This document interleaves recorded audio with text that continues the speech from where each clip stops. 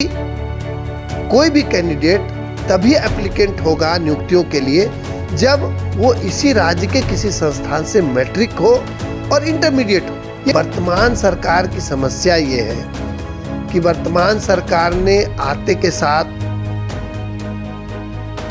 सारी नियुक्तियों को छेड़छाड़ करने का प्रयास किया। ऐसा संभव है कि 40% से ज़्यादा जो छात्र यहाँ के डिमांड कर रहे हैं कि ये जो 40% जो ओपन फॉर ऑल कर दिया जाएगा, जिससे कि 3rd ग्रेड और 4th ग्रेड के जो नौकरियों में यहाँ के स्थानीय युवाओं को कैसे ज़्यादा से ज़्यादा नौकरी मिले। क्या यहाँ का मूल निवासी या स्थायी निवासी अपने बच्चे को बाहर पढ़ने नहीं भेज सकता है? यदि राज्य सरकार चाहे तो नियमों का पालन करते हुए, संवैधानिक प्रावधानों का पालन करते हुए यहाँ पे 100% पद जो है वो भी आरक्षित किए जा सकते हैं। क्या ये भाषा का फाउंडेशन जो सरकार ने किया है एग्जामिनेशन में, क्या ये संभव, ये फैसले सही है या ये कोर्ट में नहीं जाएंगे? अधिकांश लोगों को ये पता भी नहीं है कि 1932 के आधार पर स्थानीयता जो निर्धारित करने की बात माननीय मुख्यमंत्री जी ने कही है वो सिर्फ कागजी घोषणा है, उसे लागू नहीं किया गया। शर्त सिर्फ ये होती है कि जिस आधार पे पॉलिसी बनाई गई या नीति बनाई गई। इस वक्त राज्य में नियोजन नीति को लेकर जो है युवा आस लगाकर बैठे हैं कि आखिर कब नियोजन नीति बनेगी और कब जो है सारे एग्जामिनेशन लिए जाएंगे और छात्रों को, बेरोजगार जो छात्र बैठे हुए हैं टकटकी लगाकर, जो नई सरकार, इस सरकार से उम्मीद लगाए थे कि उन्हें नियुक्ति मिल पाएगी।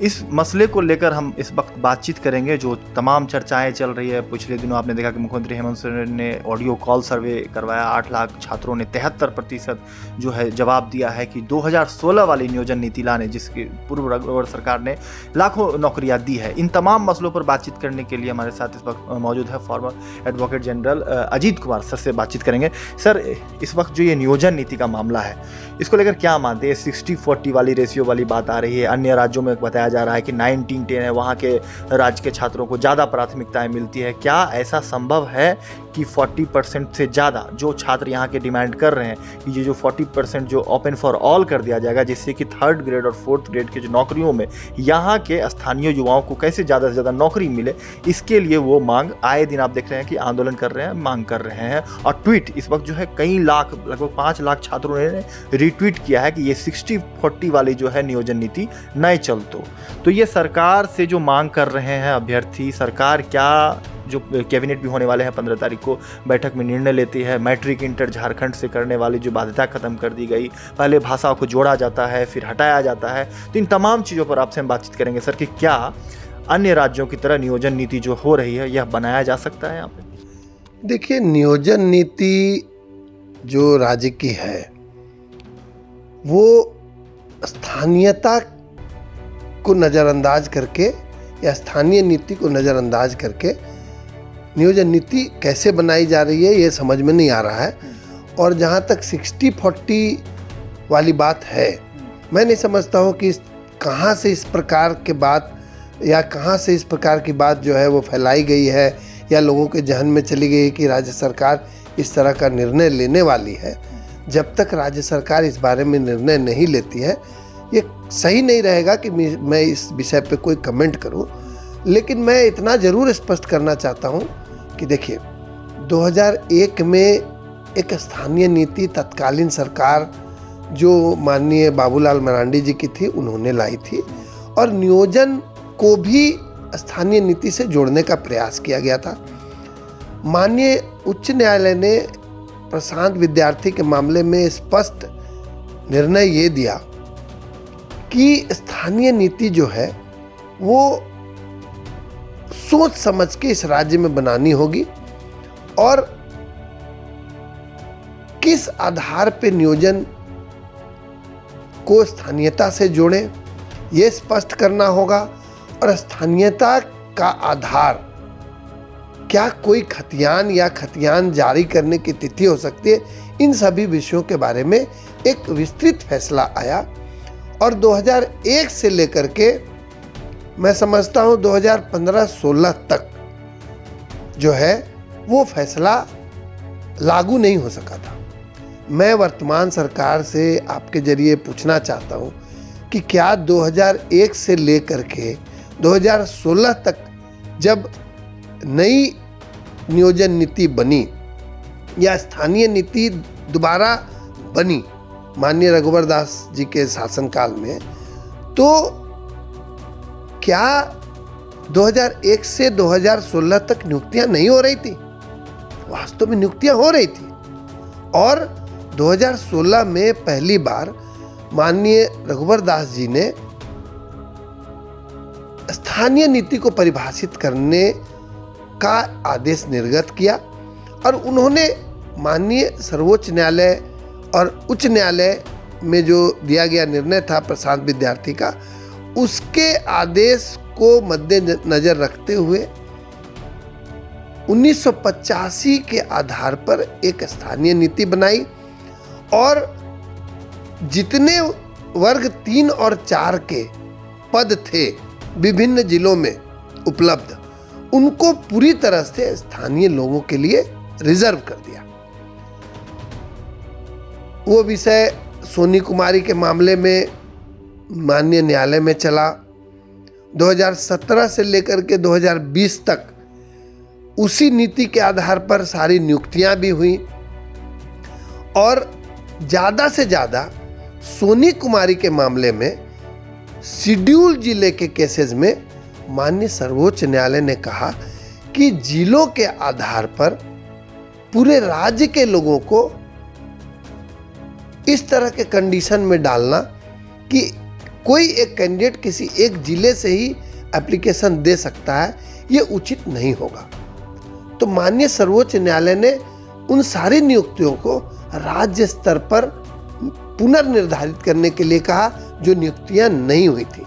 जो नियुक्तियां हो चुकी थी उसको माननीय सर्वोच्च न्यायालय ने छेड़ा नहीं और उसी विज्ञापन के आधार पर जो बाद की नियुक्तियां अब भी हो रही हैं उसको राज्य स्तर के मेरिट लिस्ट के आधार पर करने के लिए कहा।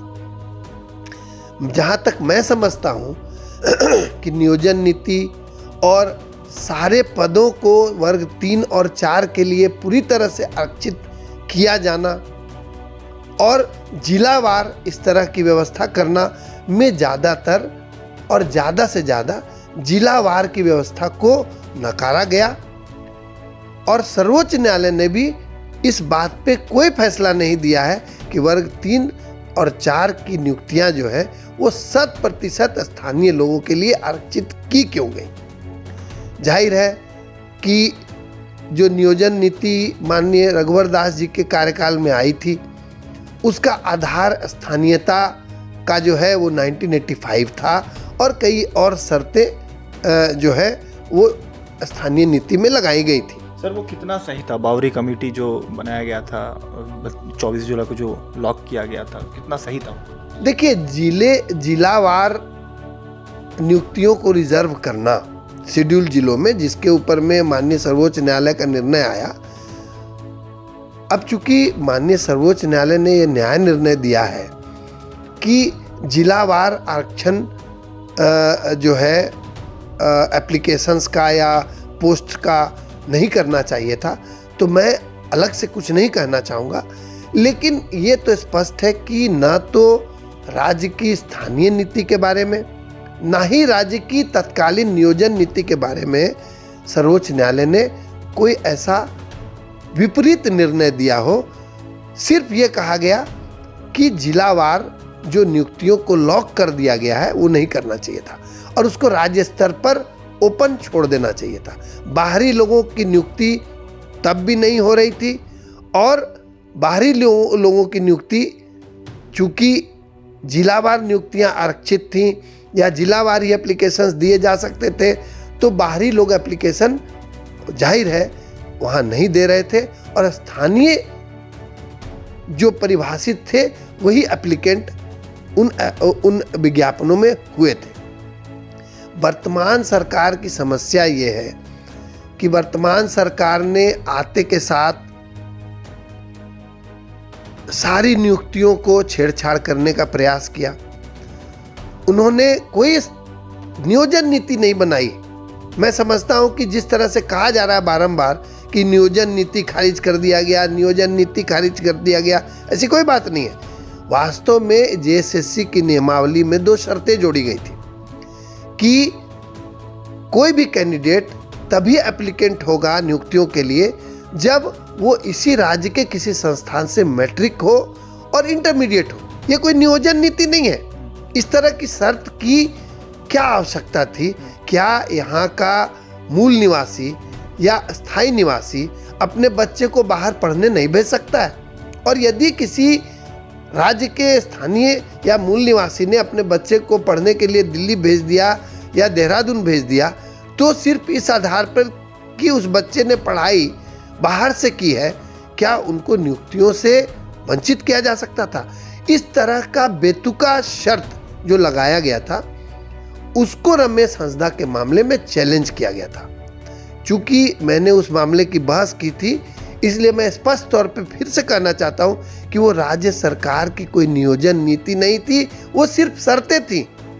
परंतु राज्य सरकार से और वर्तमान झामुमो कांग्रेस की सरकार से एक बड़ी गलती जो हो गई वो ये कि इन्होंने बिना सोचे समझे घोषणाएं की कि 1932 के खतियान के आधार पर नियोजन स्थानीय नीति बनाते हैं और विधानसभा से उन्होंने कानून पारित करवाया और उसे बगैर लागू किए हुए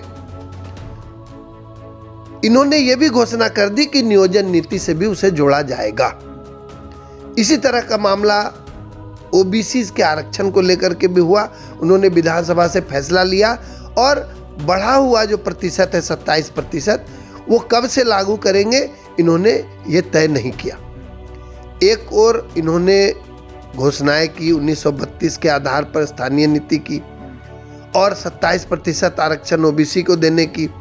दूसरी ओर ये खतियानी जोहार यात्रा या जो भी यात्रा आप कह ले, उसके लिए हमारे माननीय मुख्यमंत्री जी और इनकी सरकार जो है वो जोर शोर से पूरे दमखम से घूमने लगे। इस बीच में समस्या ये खड़ी हो गई है कि यदि आपने 1932 के आधार पर स्थानीयता निर्धारित करने की बात कही है और जब आपके बिल को माननीय राज्यपाल ने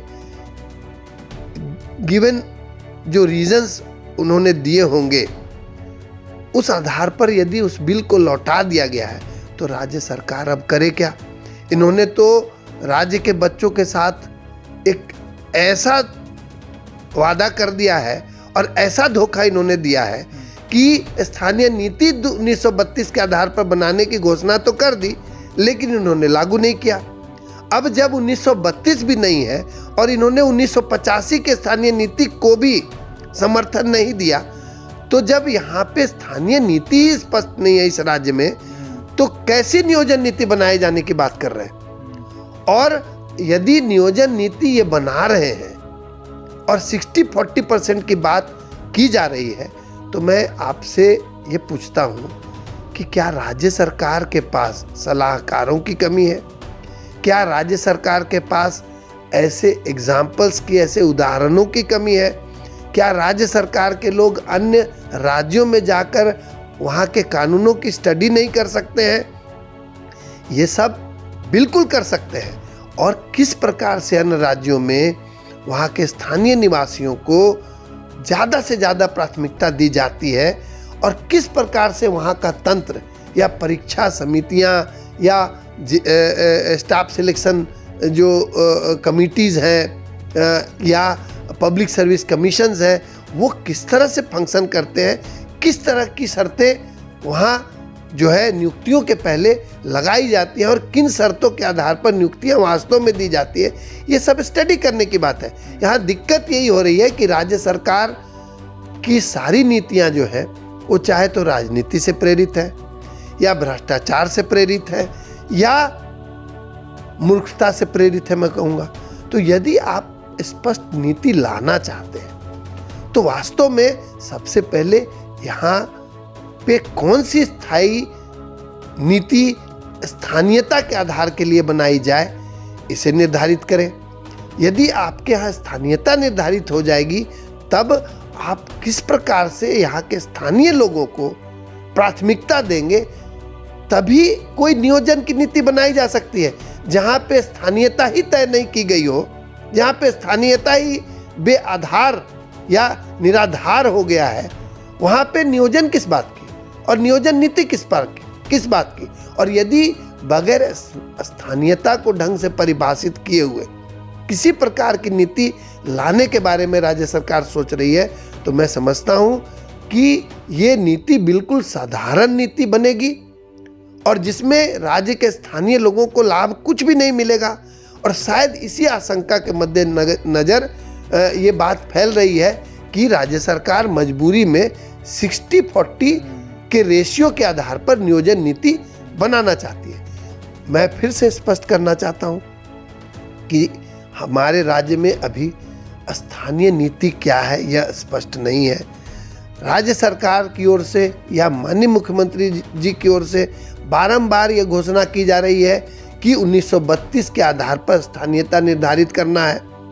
और यदि 1932 के आधार पर इन्हें स्थानीयता निर्धारित करनी है तो जाहिर है कि इन्होंने पुरानी नीति जो स्थानीय नीति थी वो ये डिस्कार्ड कर चुके हैं, उसे रिजेक्ट कर चुके हैं और ये नहीं मानते हैं कि 1985 के आधार पर जो स्थानीय नीति बनाई गई वो सही है।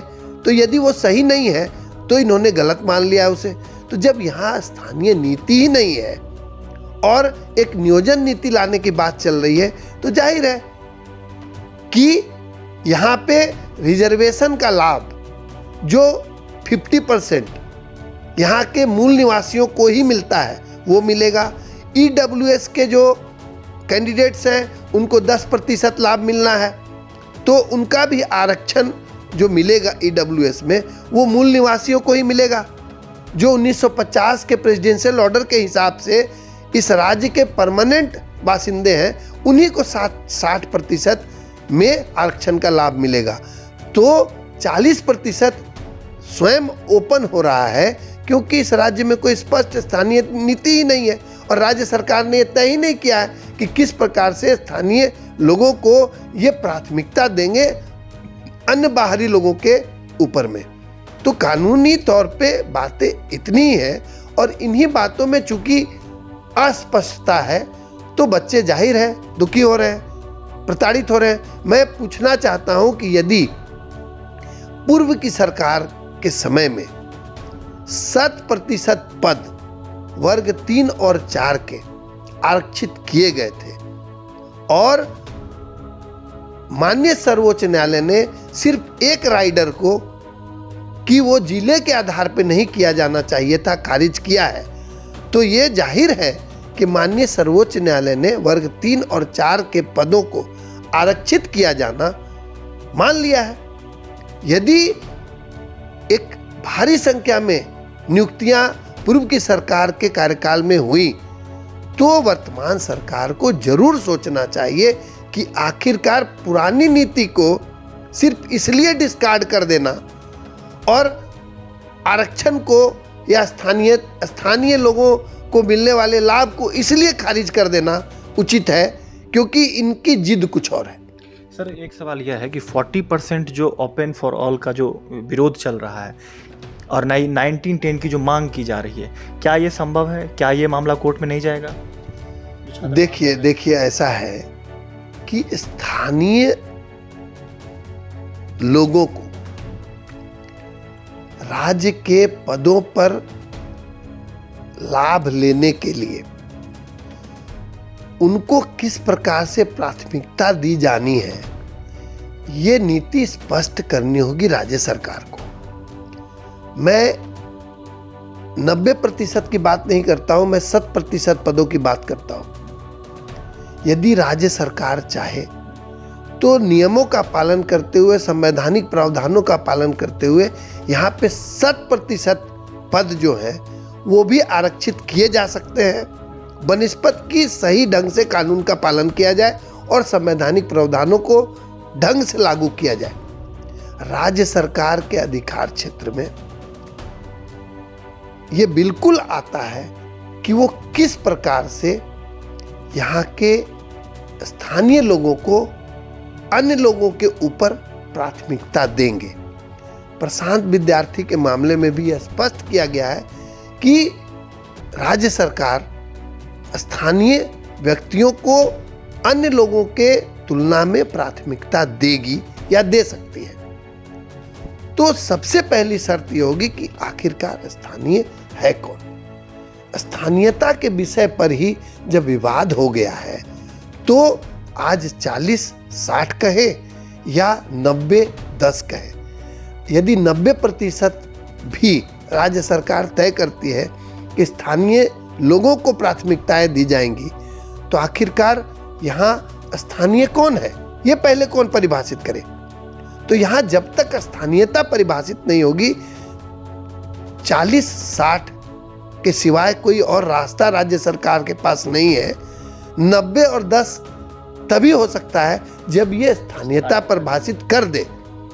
तो 40-60 की परिस्थिति राज्य सरकार और माननीय जो राज्य को चलाने वाले लोग हैं उन्होंने ही तय कर दिया है राज्य की फेट और राज्य के छात्रों का फेट और उनका भविष्य। चूंकि उन्होंने इस प्रकार से तय किया है तो परिस्थितियां इस प्रकार की है। लोगों को लुभाने के लिए, लोगों से सहानुभूति लेने के लिए या एक ऐसे वर्ग को गुमराह करने के लिए जिसे शायद नियुक्ति से कोई लेना देना नहीं है, या गांव के लोग जो सिर्फ 1932 के आधार पर खुश हो जाते हैं जबकि वो लोग कम पढ़े लिखे हैं, उनको कोई नियुक्ति से लेना देना नहीं है। तो अधिकांश लोगों से वोट का लाभ लेने के लिए यहाँ के कई लाख छात्रों को जो युवा है और नौकरी की उम्र में आ चुके हैं, उन्हें यह खामियाजा भुगतना पड़ रहा है। मैं समझता हूँ कि राज्य सरकार उनको गंभीरता से नहीं ले रही है, वो शायद इसलिए कि इन छात्रों की शक्ति आखिरकार 10 लाख है, 20 लाख है, 25 लाख है।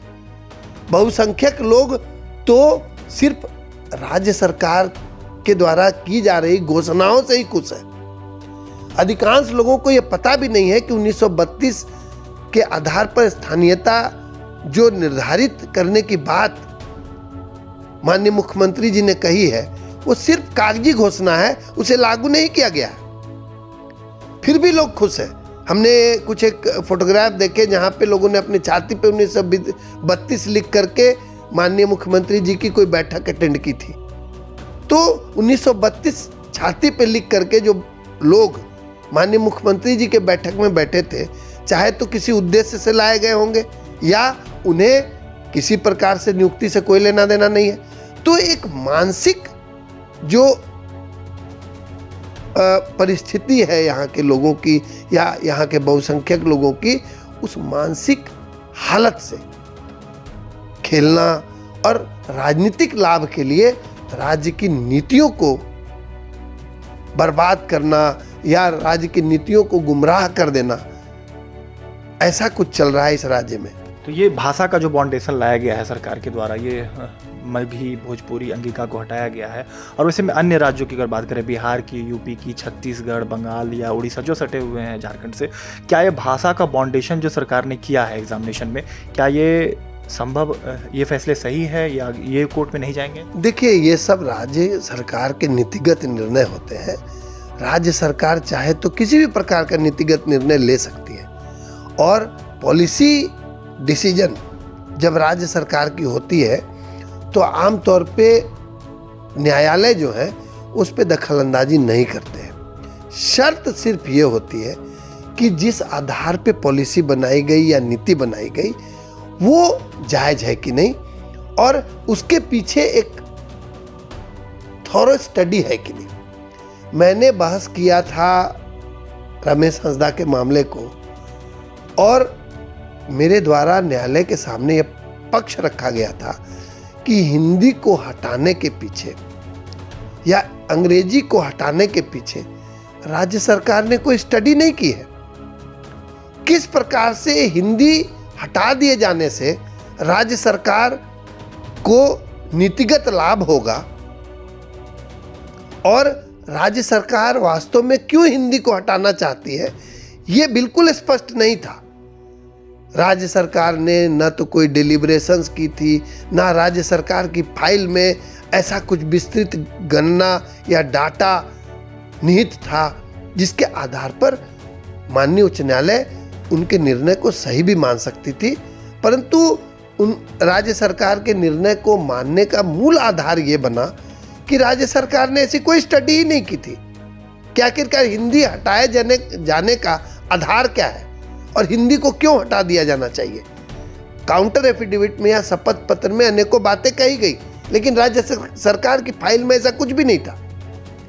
उसी तरह से मैट्रिक या इंटरमीडिएट को एक शर्त के आधार पर लागू कर दिए जाने के पीछे क्या मंशा है, ऐसा कुछ भी फाइल में स्पष्ट नहीं था। राज्य सरकार ने ऐसी कोई मंत्रणा नहीं की थी, राज्य सरकार ने ऐसे कोई डाटा इकट्ठे नहीं किए थे कि आखिरकार किस प्रकार से यहाँ के छात्र यदि मैट्रिकुलेट यहीं से हो तो क्यों उनको प्राथमिकता मिलनी चाहिए। शायद राज्य सरकार को ऐसे डाटा अपनी फाइल में कलेक्ट करने थे कि हमारे यहाँ मैट्रिकुलेशन में या इंटरमीडिएट में इन विषयों की पढ़ाई होती है और राज्य के माहौल या राज्य के विकास के लिए ये जो इस प्रकार के विषय पढ़ाए जाते हैं तो इसकी आवश्यकता है। ऐसे और भी अन्य विषय हो सकते थे, अन्य भी तथ्य लाए जा सकते थे, राज्य सरकार की स्टडी और भी बेहतर हो सकती थी। देखिए, कोई भी नीतिगत निर्णय जब राज्य सरकार लेती है या कोई भी सरकार लेती है तो उसके पीछे एक बड़ी स्टडी होती है, एक गणना की जाती है कि आखिरकार इस नीति का आधार क्या है, आखिर ऐसी नीति क्यों बना रहे हैं। यदि ऐसा कोई आधार स्पष्ट नहीं होता है तो आमतौर पे न्यायालय जो है वो इसको खारिज करती है, ये कहती है कि इंटेलिजिबल डिफरेंशिया नहीं है। आपने ये तय नहीं किया है कि आखिरकार दूसरों को इस शर्त से अलग किए जाने का प्रभाव क्या होगा और इस शर्त जो लगाई जा रही है इसका वास्तविक पॉजिटिव इफेक्ट क्या आने वाला है। तो राज्य सरकार जब तक अपनी नीतियों को बनाने के पीछे के होमवर्क में पिछड़ेगी, ऐसा ही कुछ होगा। 27% आरक्षण जो ओबीसी को इन्होंने देने की आनन फानन में घोषणा कर दी, तो ऐसा कोई स्टडी नहीं है इनके पास। इन्होंने ऐसी कोई स्टडी नहीं करवाई है कि आखिरकार यहाँ के पिछड़े वर्ग के लोगों को किस प्रकार ये आरक्षण दिया जाना और बढ़ा हुआ आरक्षण दिया जाना जरूरी है, क्या पिछड़ापन है, यहाँ के विभिन्न जिलों में कितने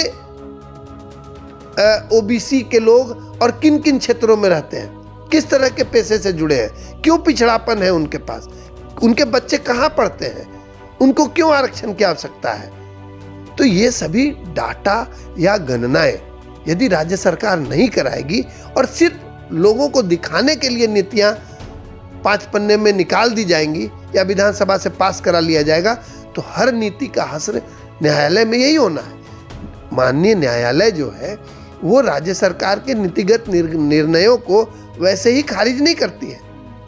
यदि उसके पीछे के कारण अस्पष्ट होते हैं या नीतियों को लाने के पीछे कोई मंशा स्पष्ट नहीं हो पाती है तो जुडिशियल रिव्यू के डोमेन में जाकर के न्यायालय जो है वो इन नीतियों को खारिज करते हैं।